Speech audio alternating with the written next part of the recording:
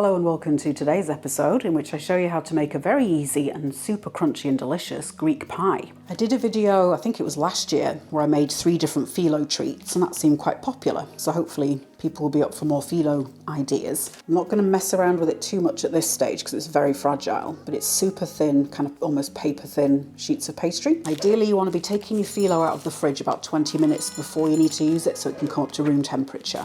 I think it's because if it's cold it becomes even more brittle. I'm going to build mine in this stoneware baking pan, so it's going to allow for maybe 4 portions, something like that, depending on how much you eat.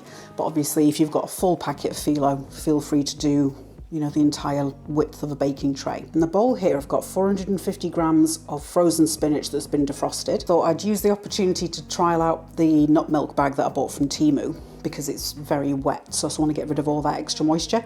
You can just sieve it as well and press down on it. I'm setting the bag in a coffee pot just to make it a bit easier to get it in there. And then I'll just spoon it in. You can use fresh spinach in this as well. I'd probably suggest cooking the spinach first because otherwise all of the liquid's going to come out as you bake it. With nut milk bags I always like to fold the top down a little bit just because then you don't get the top of it all covered. Give it a really good squeeze so you can see how much liquid comes out. It's a very small amount. I didn't think it would reduce this much, but we'll make it work. I'm going to preheat the oven to 200 degrees C, about 400 Fahrenheit. And just in case if I get to say later, I'm going to put the pie on the middle shelf. Start building the filling in a bowl. I'm using a feta style vegan cheese. You can also use extra firm tofu to make this as well.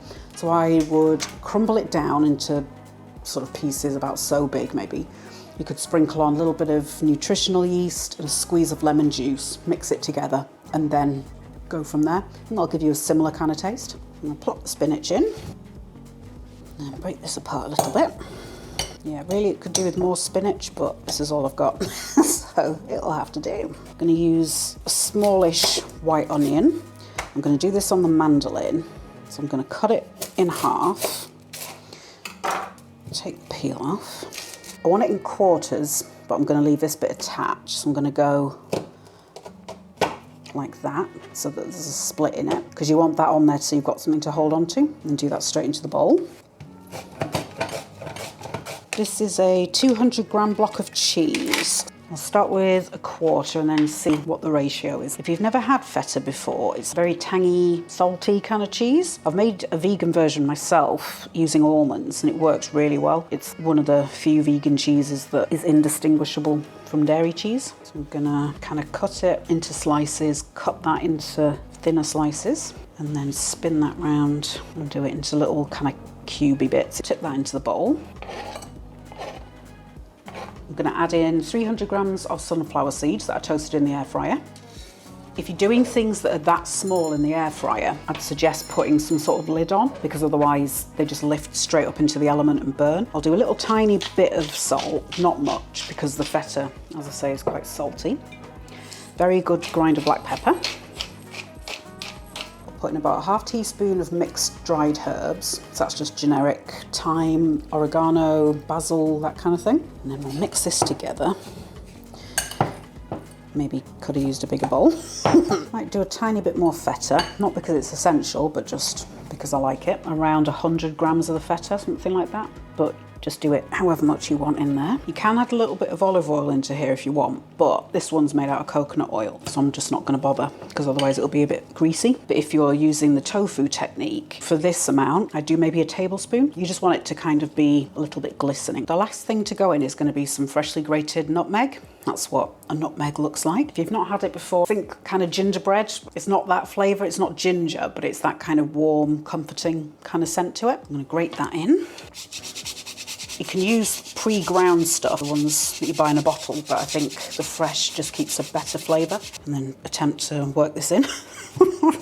Definitely should have used a bigger bowl. I've just dampened a tea towel and I'm going to drape this over the remaining phyllo as I work on the sheets because otherwise they'll dry out once they're out the packet. This is another Temu purchase. It's an oil brush bottle. I bought this with the intent of brushing on marinades onto things. I'll maybe slop a clip of the video in. When I squeezed it, because the barbecue sauce is quite thick. So I'm going to give it a go for the oil, see if it works. I think there's about 1.5 tablespoons. And if you haven't got one of those, just use a pastry brush. Let's head over to the board and start assembling everything. So I'm going to very carefully open up the roll and you'll see there's a fold there. So I'm going to cut these in half, stack those on top of each other.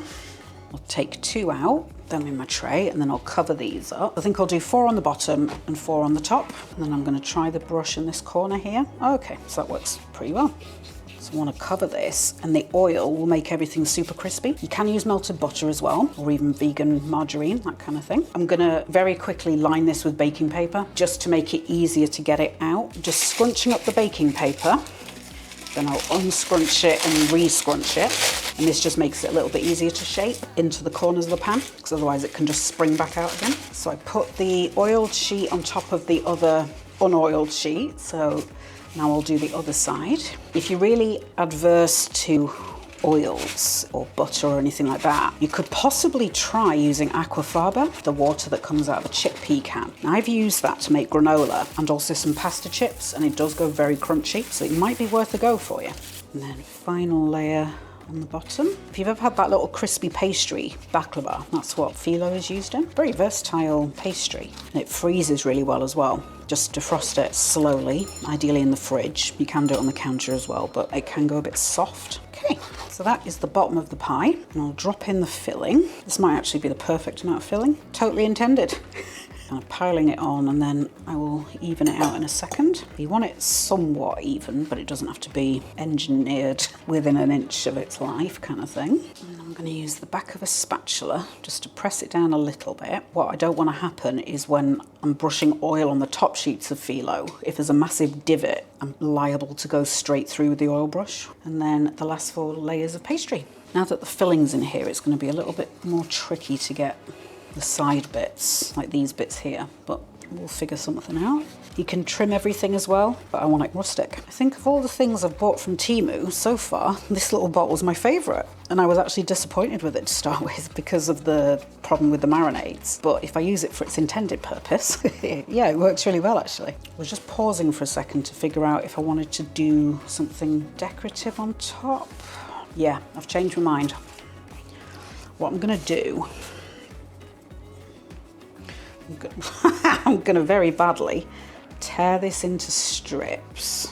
I'm kind of making little scrunchy, bundly, rosette type things. Not essential, it's more for decoration. But the edges as well, they will go really nice and crisp.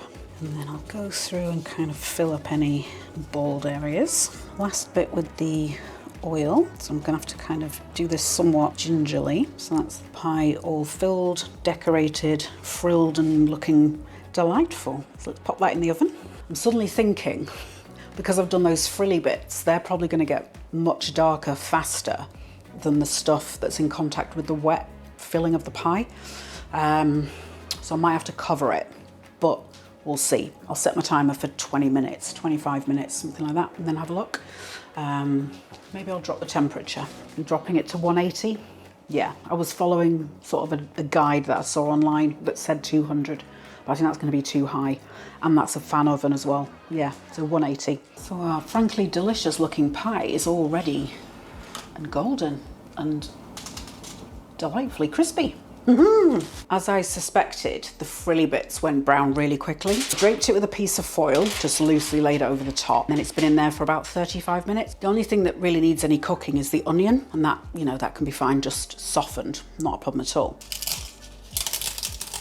Oh, listen to that. You can score the pastry before it goes into the oven as well, if you find that easier. So there we go.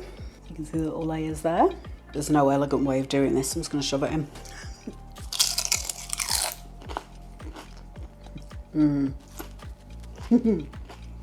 Yum. It's herby, oniony, cheesy, crunchy. That's going to be a great midweek meal because it takes 10-15 minutes to prep maybe, and then, you know, 30 to 45 minutes in the oven. So everything's still got a little bit of texture. It's not just pure mush in there. So yeah, very pleasant eating.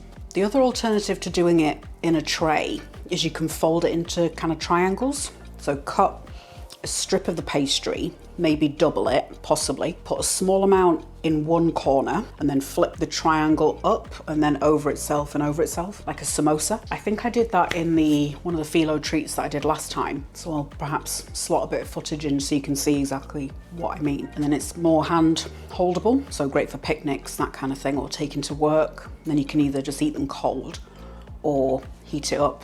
Phyllo's not brilliant in the microwave, but at a pinch, you can do it in there, that's not a problem. Or reheat it in the air fryer especially would be really good. Pastry's lovely, just shatteringly crisp. You could brush that with maybe the Twiglet mixture that I made for the pasta chips. Brush that on, stick it in the oven. What I had thought initially when I was just going to do a flat piece of pastry on the top was to pull it out 10 minutes from the end and sprinkle on sesame seeds and finely chopped almonds, like flaked almonds that I've chopped down, perhaps brushing with a little more oil or melted butter. But because I put the frill on there, I thought I'll just leave it with just the frill. But if you want an extra bit of flavour and crunch, that kind of thing. As ever, I want to wish a great big thank you to my supporters on Patreon. Your support buoys me up in my soul and then also keeps the fridge stocked. I share some behind the scenes stuff, ask for Patreon input on what content I'm going to make, that kind of thing. The link's down below if you want to join. Hit subscribe and turn on notifications for more picturesque pastries that are pretty perfect. While you're waiting for the next one, have a look at this.